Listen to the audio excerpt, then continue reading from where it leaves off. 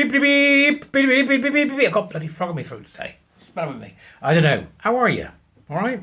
Welcome to the Court of the EDI Jester. I keep saying this, and I don't know whether anybody's getting it yet, but there is no difference between, I keep saying this, critical race theory, gender identity ideology, queer theory, extreme environmentalism. They all come under the banner of critical something. Critical fat studies, right? Critical I peer up my own bumpies studies. Critical army moves falling out on this. You know, it's all critical social justice. And they're all part of the same thing. Now, there is an organisation here in the UK who I would probably say is one of the most woke organisations on the planet. And it's an organisation called Aviva, which is, it supplies insurances and things. And its CEO, the boss of Aviva, who's called Amanda Blank, is as mad as a box of frogs, right? Mad as a box of frogs. So what we've got today for you is, become a warrior teacher, by the way. Come on, come and join us. Aviva boss, who vets senior white male recruits, has been awarded a damehood. What are we doing? It's this happy, clappy, slappy on the backy, middle-class, liberal wibble nonsense, isn't it? Happy, clappy, slap on the backy, middle-class, liberal wibble nonsense. Oh, that's good. He says to himself, I have no shame. None. A leading footsie boss who insists on approving all senior white male recruits has been awarded a damehood in the New Year's Honours list. Amanda Blank, chief executive of Aviva, was given the honour for services to business, gender equality and net zero. They're an insurance company. The Welsh executive, 56, Welsh, must be a friend of Drakeford's. The Welsh executive, 56, has become one of the city's most vocal supporters for more diverse boardrooms after spending 3 decades in the male-dominated insurance sector. Ms Blank told MPs last month she would personally oversee shortlists for vacant senior positions to stop them being filled entirely with white men. So what she's saying there is, meritocracy be damned. I'm going to vet white men. I'll exclude white men if I think they know, because I don't want too many white men. That's unlawful discrimination, Miss Amanda Blank. She said no non-diverse senior hire would take place without first getting sign-off from herself and the chief people officer. So how exactly are you deciding that, madam? Competency? Meritocracy? Or a flick of the wrist from your CEO arm?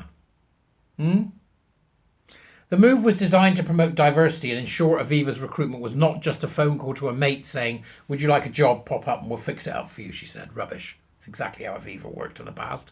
Like most insurance companies, if they've got people selling on the phone in particular, they'll take anybody that can walk. Right? Because it's that kind of job at the base level. At higher levels, this is a big company. They want people who are competent. Is she saying she doesn't want people who are competent? Or is she saying that she'll take somebody who's less competent than somebody else, providing they're not white? Is that what she's saying? So, Miss Blanc has also been forced to face down sexist comments at Aviva's annual meeting when one private shareholder claimed female directors were good with money because they were good at basic housekeeping. Another said Miss Blanc was not the man for the job, while another shareholder questioned whether Blanc should be wearing trousers. Miss Blanc has previously said she heard so many misogynistic comments during her 34-year spell in the city that she's become immune to it. Try being gay, love.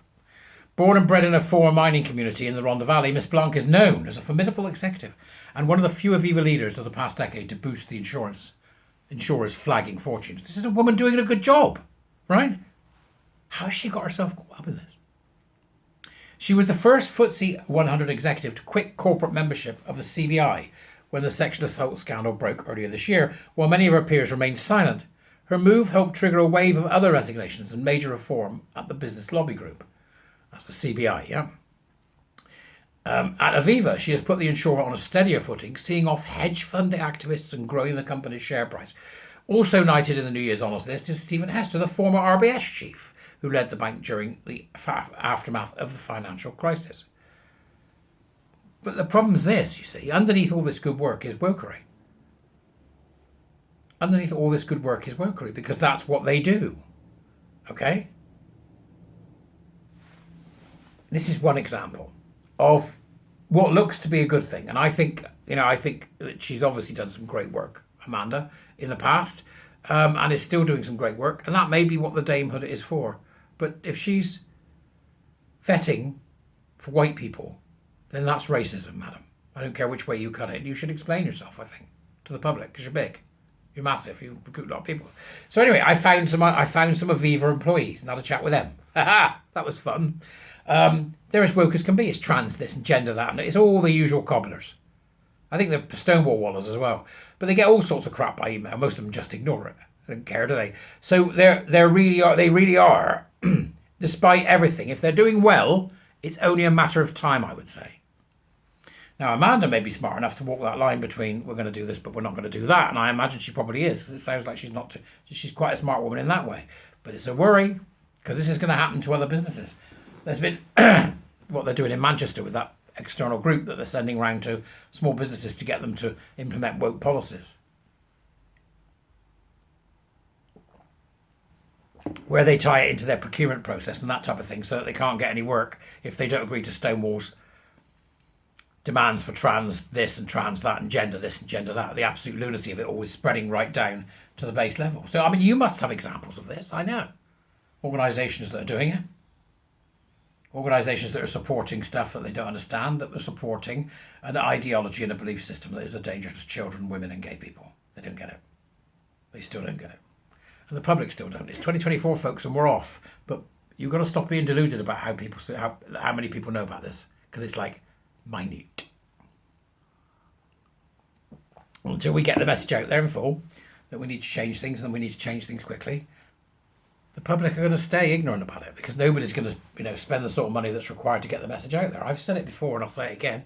We need a video, the same as a video that came from the government about AIDS, terrifying people about gender identity ideology. I've done a couple I just threw them together, for God's sake, and thought, let's have a look at this on PowerPoint, see how it comes across. What we really need is a decent film producer and somebody with some money who can actually make it and get it out there, Only needs to be about a minute and a half long. Make it and get it on national television. Get it advertised on ITV Channel 4. Get it on YouTube. But somebody that's got the clout to do it and the money, quite frankly, because that's the biggest problem right now. I've got to look at what I'm doing with the Warrior Teachers, and I'm going to be branding some stuff and trying to get some stuff done. It takes forever when you're on your own. So I'm going to try and do that. And it's hard work, this, folks. But don't let it get you down, because, for every Aviva, there'll be a Coinbase. And Coinbase, as you remember, did away with this nonsense completely. And I think when the message does get through, it's possible that they will. But I was horrified to see that David Cameron said, well, we're going to reach our sustainability goals. It's like, oh, Cameron, just go away, you dangerous man. We need to be out of all this. We've got to get rid of a lot of it. I know it hurts, right? I know that a lot of this stuff is based upon real good liberal and leftist thinking, but it's gone wrong, folks. Got to start again. So we need to pull back. Get out of it all. That's what I say. The message for 2024, no more lying with language, i.e. don't say things that aren't true. And secondly, let's get out of all the organisations that are continuing to do so, no matter how big they are. I'll see you later, peeps. Ta-da!